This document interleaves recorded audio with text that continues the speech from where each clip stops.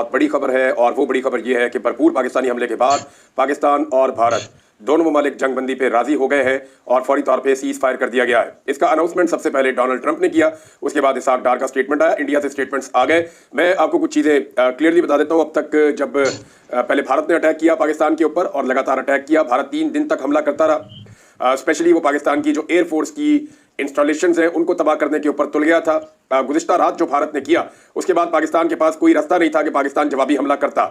तो आज सुबह सुबह जो हफ्ते वाला दिन है वो पाकिस्तान के नाम रहा। पाकिस्तान की एयरफोर्स ने जबरदस्त तरीके की प्लानिंग के साथ अटैक किया भारत के ऊपर। ना सिर्फ एयरफोर्स ने अटैक किया बल्कि साथ ही साथ पाकिस्तान की जो मिसाइल टेक्नोलॉजी है वो भी एक्टिवेट हुई और पाकिस्तान के शहरियों ने पाकिस्तान की फौज के शाना बशाना खड़े होकर बार बार हर जगह पे ये साबित किया कि लड़ाई के मैदान में वो अपने दुश्मन के खिलाफ पूरी ताकत के साथ खड़े हैं। नाज़रीन, जो हमने मनाजिर देखे हैं फिर उसके बाद इंडिया में तो बहुत बड़ी तब्दीली आई है। यानी वो भारतीय मीडिया या वो भारतीय ऑफिशियल्स जो बहुत उछल उछल के बात कर रहे थे, बहुत बदतमीजी से बात कर रहे थे, उनके लहजे में बड़ा तकब्बुर था और वो बहुत गुस्से में बात कर रहे थे कि हम ये कर देंगे वो कर देंगे, यहाँ पे ब्राह्मूस मार देंगे, पाकिस्तान को सबक सिखाएंगे, इनको जो है धूल चटाएंगे। इस किस्म के जुमले वो नॉर्मली बोल रहे थे, हत्ता कि गालम गलोच पे उतरा हुआ था भारतीय मीडिया और ये सारा कुछ वो कंटिन्यूसली कर रहे थे। लेकिन मैं गुज़िश्ता 2-3 दिन से एक ही बात कर रहा हूं और बार बार कह रहा हूं कि इस लड़ाई को उठाएं और उठाकर इंडिया में ले जाएं। जो लड़ाई पाकिस्तान की सरजमीन पर चल रही है, हमें तो आदत है लड़ाई की। अब पाकिस्तान के अंदर आप मनाज़िर देखें ना, क्या थे। यहाँ पे ड्रोन आकर गिरा, वो पता चला लाहौर में कोई लड़का 125 की टैंकी पे रख के भाग गया। ये बाकायदा वहां पे एक लड़का रिपोर्ट कर रहा है कि ये मीडिया शीडिया भी आ रहा है, तो रौला पड़ा हुआ है। पता नहीं उसके अंदर कितनी सदाकत है, लेकिन वो कह रहे हैं जी वो ड्रोन उठा के भाग गया। एक ऑफिशियल है, उसका एक ऑडियो मैसेज है, उनके सरगोदा वालों के अपने मसाइल है। कहते हैं वहां पे जाके एक ड्रोन गिरा है तो वो चोरी हो गया हमारा, हम वहां पहुंचे, हम उसको देखना चाहते हैं, उसका टेक्निकल एनालिसिस करना चाहते हैं, तो वो चोरी करके ले गया। अब उसके दिमाग में ये होगा वॉर ट्रॉफी है, मैं जाके अपने घर में रखता हूँ। तो ये और पाकिस्तानी जगह जगह विजुअल्स आ रहे हैं, जो उनके ड्रोन्स वगैरह गिर रहे थे या मिसाइल वगैरह पड़ रहे थे, पाकिस्तानी जाके वहां उनको जूतियां मार रहे थे और कोई ड्रोन को उल्टा के देख रहा है, कोई पलटा के देख रहा है, कोई नीचे से कोई ऊपर से, क्या आपने नया बनाना है। यानी पाकिस्तानी शहरी जो है वो जंग उन्होंने इतनी लंबी देखी है। गुज़िश्ता 25 साल से पाकिस्तान दहशतगर्दी के खिलाफ दुनिया की खतरनाक तरीन जंग लड़ रहा है और ये जंग हमने इतनी लंबी लड़ी है कि हमारी रेजिलियंस बहुत ज्यादा है। जंग के हवाले से हमने 70-80 हज़ार लाशें उठा ली हैं। इंडिया के अंदर देखे ना, अब 26 लोग उनके कत्ल हो गए। अब जिसने भी कत्ल किए वो काबिल मुजम्मत काम किया, गलत काम किया, निहत्ते शहरियों को नहीं मारना चाहिए था। वो बेचारे सयाह थे, उनका क्या कसूर था, उन्हें कत्ल किया गया। लेकिन सवाल ये पैदा होता है कि वो 26 कत्लों के बाद भारत बौखला गया। हमने देखा कि पूरा भारत परेशान हो गया। पाकिस्तान में अपने बड़े बड़े वाकयात, ये मुंबई अटैक आज तक नहीं भूल पा रहे, 2008 की बात है, और पाकिस्तान ने कितने कितने बड़े दहशतगर्दी के वाकयात जो है वो हजम कर दिए। पाकिस्तान दहशतगर्दी के खिलाफ जंग लड़ते लड़ते इतना मजबूत हो गया है कि पाकिस्तान का हर सिपाही कहीं ना कहीं किसी ना किसी महाज पे लड़ चुका है। पाकिस्तान पूरा का पूरा जो है किसी ना किसी तरह कोई ना कोई लेवल पे हर शख्स जो है वो दहशतगर्दी को फेस कर चुका है। लिहाजा और जो नहीं कर चुका वो उसके ऊपर वैसे ही कोई दहशतगर्दी का पर्चा होगा। तो पाकिस्तान में रेजिलियंस बहुत ज्यादा है। ये बात इंडिया को समझ नहीं आ रही थी। तो मैं पहले दिन से ये कह रहा था कि इस लड़ाई का ग्राउंड तब्दील करें, इसको यहां से उठाएं लड़ाई को और ले जाए इंडिया में। फिर उनका लहजा बदलना शुरू हुआ। जैसे ही पाकिस्तान ने अटैक, तो उसके बाद जो उनकी फौज की तर्जुमान है सूफिया साहिबा, उनका जो लहजा है और उनका जो बोलने का अंदाज है वो तब्दील हो गया और फिर उन्होंने बताना शुरू किया कि पाकिस्तान ने कहां कहां पे अटैक किया है, किस किस जगह पे मारा है। पाकिस्तान ने देखें भारत जो एयरफोर्स की इंस्टॉलेशंस हैं या जो मिलिट्री तनसीबात हैं उनको निशाना बनाया। किसी जगह पर भी पाकिस्तान ने सिविलियंस को निशाना नहीं बनाया। भारत ने बिला वजह अपना आईपीएल कैंसिल कर दिया, वो अपना आईपीएल खेलते। पाकिस्तान कभी भी आवाम के ऊपर अटैक नहीं करेगा, खवातीन और बच्चों के ऊपर कभी हमला नहीं करेगा। हमें हमारा मजहब भी इसकी इजाजत नहीं देता, लिहाजा हम इन बातों का ख्याल रखेंगे जंग के मैदान में। तो जंग के मैदान में इन बातों का ख्याल रखना बहुत जरूरी है और पाकिस्तान रखेगा भी। लेकिन जो मिलिट्री इंस्टॉलेशन हैं उनके ऊपर पाकिस्तान ने अटैक किया। लगभग 1 दर्जन के करीब मकामात हैं जहां पे भारत के जो अहम तरीन फौजी तनसीबात हैं उनको पाकिस्तान ने निशाना बनाया, जिनमें एयर बेसिस भी शामिल है, मिसाइल साइट भी शामिल है, कुछ ब्रिगेड हेडक्वार्टर जो है वो भी शामिल है, कुछ जो मिलिट्री डिपोज है वहां पे भी पाकिस्तान ने अटैक किया। तो ये एक बड़ा हैवी किस्म का हमला था जिसको मुकम्मल प्लानिंग के साथ अंजाम दिया गया पाकिस्तान की जानिब से। और ऐसा लग रहा था कि फिजा में अब चाहे इंडिया है चाहे पाकिस्तान है, शाहीनों का राज है। पाकिस्तान एयरफोर्स ने पाकिस्तान को कभी भी मायूस नहीं किया, हमेशा कौम का भरम रखा, हमेशा कौम की इज्जत रखी। तो पूरे पाकिस्तान की जानिब से, हम सब की जानिब से, पाकिस्तान एयरफोर्स और पाकिस्तान एरोनॉटिकल इंजीनियरिंग के साथ जुड़े हुए एक एक फर्द जो एयरमैन है, वहां तक जितने इंजीनियर्स हैं उनको, जो लोग रेडार पे बैठे हैं उनको, जो बैकग्राउंड में काम करते हैं उनको, सिर्फ एक पायलट हवा में जाता है अपनी जान की बाजी लगाकर, अपने मौत के परवाने पर दस्तखत करके, शहादत की ख्वाहिश लेकर। एक पायलट तो जाता है हवा में, लेकिन उसके पीछे कितने लोग होते हैं? उसके पीछे बहुत सारे लोग होते हैं, बहुत बड़ी टीम काम कर रही होती है। बैकग्राउंड में बेशुमार लोग ऐसे होते हैं जो दिन रात एक किए होते हैं और दिन रात एक करके मेहनत के साथ अपने फौजी को लड़ा रहे होते हैं, अपने जवान को लड़ा रहे होते हैं। एक जहाज में एक पायलट नहीं और बहुत सारा कुछ भी होता है, कौम की उम्मीदें और दुआएं भी साथ होती हैं। तो कौम ने बहुत दुआएं की हैं। हमारी एयरफोर्स का बहुत शुक्रिया, पूरे पाकिस्तान की जानिब से आपको मुबारकबाद, और एयरफोर्स से मुंसलिक एक एक फर्द और एक एक शख्स का शुक्रिया। आपने अपनी कौम का भरम रखा, कौम की इज्जत को आपने महफूज बनाया। अल्लाह रब्बुल इज्जत ने आपको कामयाबी दी है। आपको और पूरे पाकिस्तान को अल्लाह रब्बुल इज्जत के सामने शुक्राने के नवाफिल अदा करने चाहिए। जिन्हें अल्लाह ने गाजी बनाया उनको सलाम, और जिन्हें अल्लाह ने शहीद के मर्तबे पर फाइज किया उन्हें दोनों हाथों से सलाम। अब नाजरीन, पाकिस्तानी कौम को नवाफिल पढ़ने चाहिए, शुक्राने के, अल्लाह ताला का शुक्र अदा करना चाहिए कि ये लड़ाई का इख्तिताम उस नोट पे हुआ कि जहां पे कम से कम पाकिस्तान ने जितना जवाब पाकिस्तान दे सकता था उस लेवल का एक जवाब दिया है। भारत ने बहरहाल जारहियत बहुत ज्यादा की है, जुल्म बहुत ज्यादा किया है, उसने हमारे सिविलियंस को मारा है, उसने बहुत तकलीफ दी है पाकिस्तान को, उसने पाकिस्तान का पानी बंद किया है, वहां कश्मीरियों के ऊपर बड़ा जुल्म किया है। हम वो तो नहीं कर सके, लेकिन हमने दुश्मन को ये बताया कि ना हम कमजोर हैं ना हम बुज़दिल हैं, हम मुकाबला भी करेंगे और हम टक्कर भी देंगे। तो ये भारत को अब कुछ चीजें समझ आ गई होंगी। इस जंग में पाकिस्तान के लिए भी बहुत कुछ सीखने के लिए है। लेकिन पहले जंगबंदी पे आ जाए, क्योंकि मैंने आपसे अर्ज किया था कि जब भी आप जंग को भारत की सरजमीन पे शिफ्ट करेंगे आपको महसूस होगा कि भारत डर रहा है। और फिर हमने देखा उनके रवैये बदलना शुरू किए, उनका बात करने का अंदाज बदलना शुरू हुआ। हत्ता कि जो भारतीय फौज की तर्जुमान है उन्होंने ये स्टेटमेंट दिया कि हम जंगबंदी के लिए तैयार हैं, पाकिस्तान अगर कुछ ना करे तो फिर हम भी कुछ नहीं करेंगे। अब ये स्टेटमेंट ये बताता है कि इंडिया की तबीयत तब ठीक हुई जब पाकिस्तान के जहाज और मिसाइल इंडिया को टारगेट करना शुरू हुए। अब ये इंडिया से जो उनकी फाइनल कॉल आई है जहां पे उन्होंने जंगबंदी का ऐलान किया, जरा ये स्टेटमेंट आप सुनिए।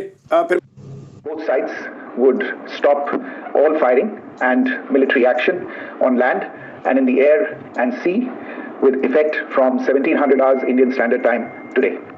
इंडिया टाइम के मुताबिक 5 बजे शाम को ये फैसला हो गया कि तमाम फोर्सेज जो हैं, चाहे वो हवा में हैं, चाहे ज़मीन पे हैं, चाहे वो समंदर में हैं, वो सीज फायर करेंगी, किसी किस्म की लड़ाई नहीं करेंगी, और दोनों मुल्कों के बीच में ये बात तय पा गई है।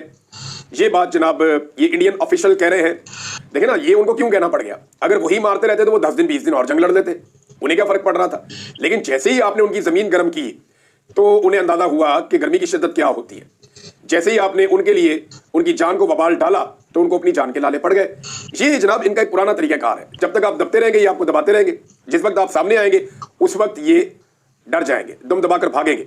अब नाजरीन, हमें कुछ चीजें सीखनी भी है इस जंग में। ये मैं अच्छी तरह जानता हूं, पाकिस्तान फौज को भी और हमारे इदारों को, उनके लिए बहुत कुछ सीखने के लिए भी है इस जंग में, क्योंकि भारत ने जो चीजें इस्तेमाल की हैं अब उनके बारे में पाकिस्तान को मजीद कुछ बंदोबस्त भी करना पड़ेगा, और स्पेशली हमारी जो कुछ कमजोरियां बीच में रही हैं उनसे भी सीखना पड़ेगा। लेकिन एंड ऑफ द डे अल्लाह ताला ने पाकिस्तान की इज्जत रखी है, ये बहुत बड़ी बात है। भारत के हथकंडों का जवाब भी पाकिस्तान को अब लगातार देना पड़ेगा, क्योंकि भारत ग्राउंड में तो इस वक्त सीज फायर कर चुका है। लेकिन एक बात आप मेरी याद रखिएगा कि भरोसा बिल्कुल नहीं करना, क्योंकि किसी वक्त भी सीज फायर वायलेशन हो सकती है, किसी वक्त भी भारत दोबारा कोई बहाना बनाकर फिर से अटैक कर सकता है। और भारत ये जो जख्म उन्हें पाकिस्तान ने दिए हैं, इन जख्मों से उसे इतनी तकलीफ हुई है कि वो कोई और बहाना ढूंढेगा और दोबारा किसी ना किसी लड़ाई में पाकिस्तान को धकेलने की कोशिश करेगा। तो पाकिस्तान को इसके लिए पूरी तरह से तैयार रहना है, जैसे कि वो हमेशा से तैयार है। अब नाज़रीन, जो आबी जारहियत भारत कर रहा है उस हवाले से भी पाकिस्तान को तदारुक करना होगा, और ये भी मुमकिन है कि भारत पाकिस्तान के अंदर दहशतगर्दी करवाने की कोशिश करे।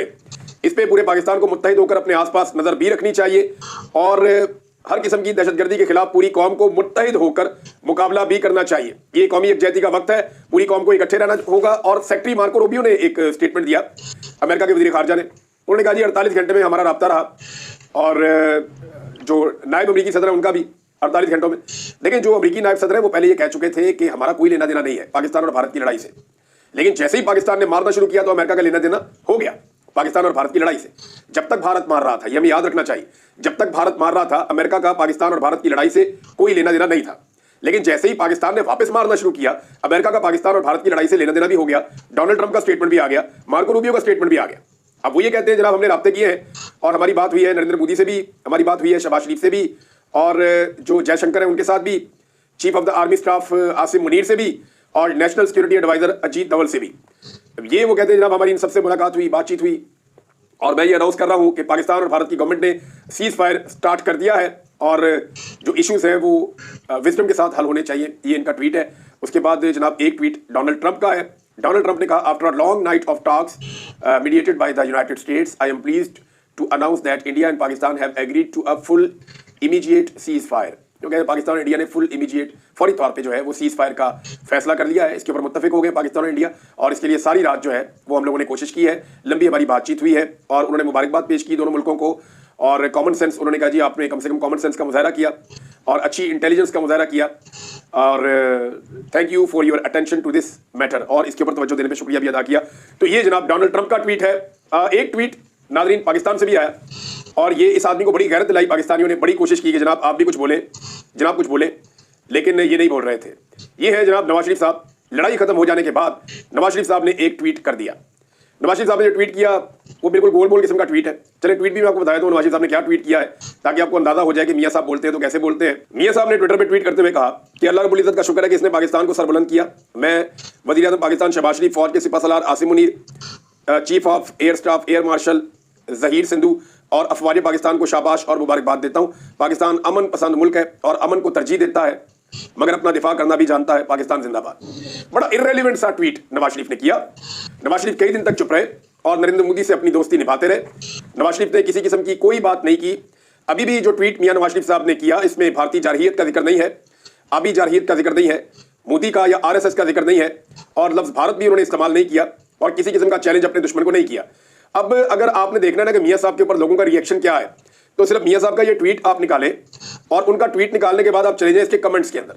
अव्वल तो मियां साहब को कमेंट्स अपने बंद रखने चाहिए थे, क्योंकि लड़ाई के बाद जो मुक्का आपको याद आए ना, वो मुक्का अपने मुंह पे मार लेना चाहिए। सारी लड़ाई में मियां नवाज शरीफ खामोश रहे। मियां साहब ने एक जुमला नहीं बोला। ऐसा लगा जैसे ये शख्स इस दुनिया में नहीं है या इस प्लेनेट पे ही नहीं है, ये कहीं चला गया है।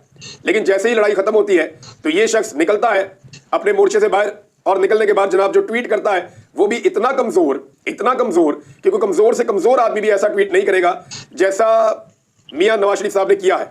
अब आप सिर्फ कोई, हमारे दोस्त हैं बहुत सारे जो वीलॉग्स करते हैं, मेरी उनसे गुजारिश है कि कोई एक दोस्त जो है वो बैठ जाए और बैठ के मियां साहब को जो लोगों ने कमेंट में जवाब दिए हैं, सिर्फ एक वीलॉग में वो जवाब पढ़ के सुनाए कि लोगों ने मियां साहब को क्या क्या जवाब दिए हैं जब मियां साहब ने ये ट्वीट की है बदनीयती वाली। क्योंकि लड़ाई के बाद याद आने वाला मुक्का अपने मुंह पर मारना चाहिए और रख के मारना चाहिए, ताकि अगली दफा ऐसी गलती ना हो। मियां नवाज शरीफ हो गया, उनका खानदान हो गया, वो वैसे भी बोलते नहीं है, नरेंद्र मोदी के खिलाफ नहीं बोलते और उनके साथ अपना ताल्लुक हमेशा निभाते हैं। तो हफ्ते वाला दिन नाज़रीन जब आप ये वीलॉग सुन रहे हैं, ये पाकिस्तान के नाम रहा, पाकिस्तान के शाहीनों के नाम रहा। अल्लाह ताला ने पाकिस्तान को जो है वो कामयाबी अता फरमाई है। आप सबको इसकी बहुत बहुत मुबारकबाद। नाज़रीन, भारत ने अपने जो आखिरी हमले किए हैं पाकिस्तान पे, वो शाम 5 बजे से पहले किए हैं, और जब इस सीज फायर का ऐलान हुआ तो उस वक्त भारत आखिरी हमले कर रहा था और वो सिंध के इलाकों में कुछ अटैक किए भारत ने, लेकिन उनसे भी कोई बड़ा नुकसान जो है वो रिपोर्ट नहीं हुआ।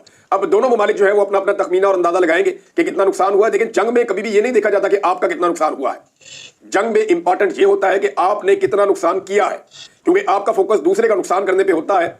अपने आप को बचाने का वक्त तो जंग से पहले का होता है या जंग रोकने का होता है, लेकिन जब जंग शुरू हो जाए, और ये चंद घंटों की सिर्फ जंग थी, एक्चुअली ये सारी एकतरफा लड़ाई चल रही थी।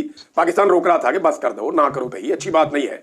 दुनिया को कह रहा था मना करो इसको, इंसान बनाओ, लेकिन वो नहीं बन रहे थे। तो जंग तो हुई है सिर्फ चंद घंटों की, यानी टोटल जंग मेरे ख्याल में 10 घंटों की हुई, जिसमें पाकिस्तान ने 1-1.5 घंटे के लिए रिटेलिएशन की और उससे इंडिया के होश ठिकाने आ गए, और वो फिर आ गया इस बात पर कि सीज फायर कर लेते हैं।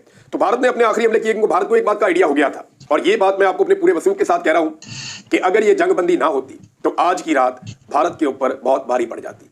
उसका रीजन ये है कि पाकिस्तान ने जो प्लान किया था वो कोई एक हमले का नहीं किया था, वो मल्टीपल हमलों का प्लान था।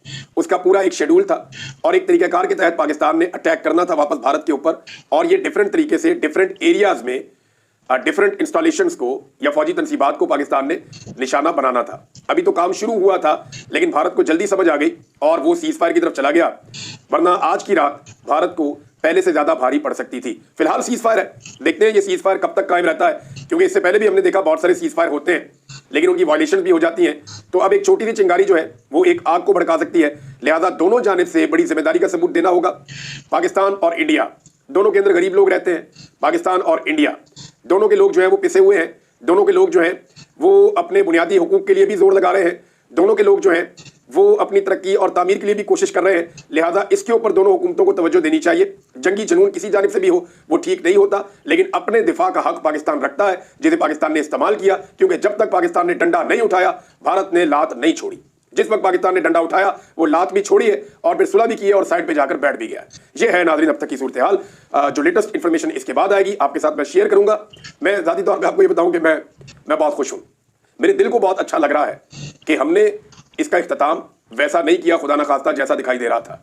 हमने इसका इख्तिताम वैसा किया कि अल्लाह रब्बुल इज़्ज़त ने हमारी इज्जत रखी, और ये अल्लाह रब्बुल इज़्ज़त ने किया है, इसमें किसी की कोई बहादुरी नहीं है। ये हमारा रब हम पे मेहरबान है कि वो हर दफ़ा हमें थाम लेता है। ये हमारा रब हम पर मेहरबान है कि वो हर दफा हमारी इज्जत रखता है। अब बस सिर्फ एक गुजारिश है कि हारे हुए मुस्तरद चेहरों से इस कामयाबी को दागदार मत कीजिएगा। अब वो लोग जिन्हें कौम ने मुस्तरद कर दिया, जिनसे कौम नफरत करती है, जिन्होंने इस मुल्क को लूटा है, जो सिर्फ अपने मफादात के बारे में सोचते हैं, जब वो आकर लुड़ियां और भंगड़े डालेंगे ना तो कौम को तकलीफ होगी। इन मुस्तरद चेहरों को इस एयरफोर्स की कामयाबी से दूर रखने की कोशिश कीजिएगा।